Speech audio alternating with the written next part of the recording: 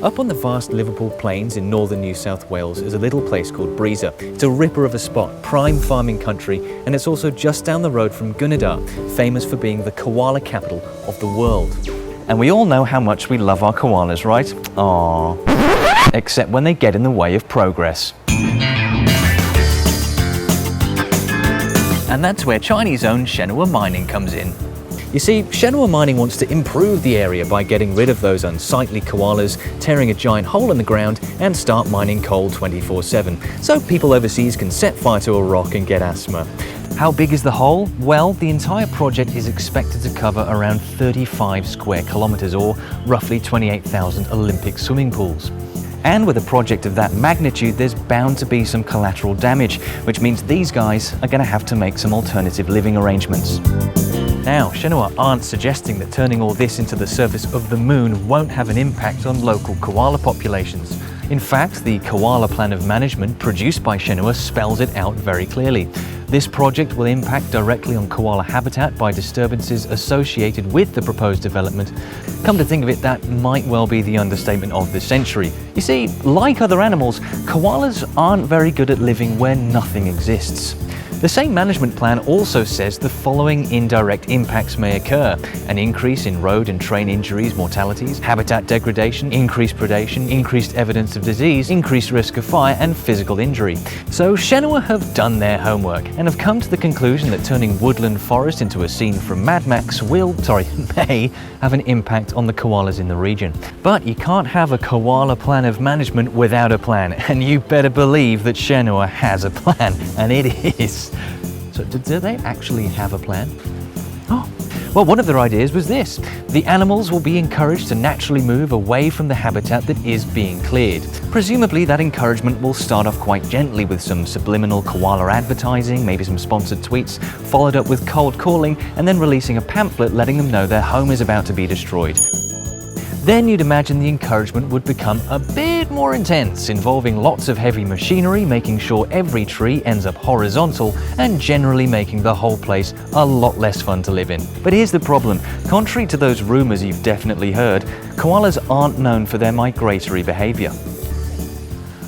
Most koalas live out their lives in a specific geographic region known as a home range. And they take a lot of convincing to move out. Have you ever considered downsizing? Yep, hi, Blinky. Yep, Philip from Shenhua here. Coal doesn't grow on trees, but your trees are growing on our coal, so if you could just... Well, I'm sorry, Blinky, but you know our motto at Shenhua, what's yours is mine. So, you might think the forest is yours, but it's mine now, because we're building a mine here, so it's mine. Like we say at Shenhua, you can't spell koala without coal. But that's okay, because Shenhua's plan has another plan shoved up it like a turducken of environmental mismanagement in case all of their other plans don't work. If the koalas don't move out on their own for some weird reason, like not being able to understand English, Shenhua has said it will translocate them. What this means is first you need to find koala. Hello? Calm down, Colin. Come on. Come. Sedate koala. Catch koala, pop it in a bag, take somewhere else. Good news, Colin's on board. That's translocation, in the same way that the movie Taken is about someone who translocated Liam Neeson's daughter.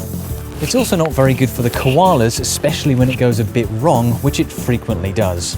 In Queensland, one study showed that up to 58% of the koalas moved in one such effort didn't survive, and Victoria took out first place by managing to kill somewhere between 80 to 100% of the animals being moved.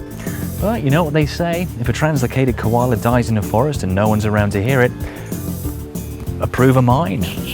Now, Shenhua reckons that there aren't that many koalas in the bit that they want to destroy, but the fact is that the number of koalas on that piece of land is highly disputed. And Shenhua also claims that there are loads of koalas around, so it's not that big of a problem.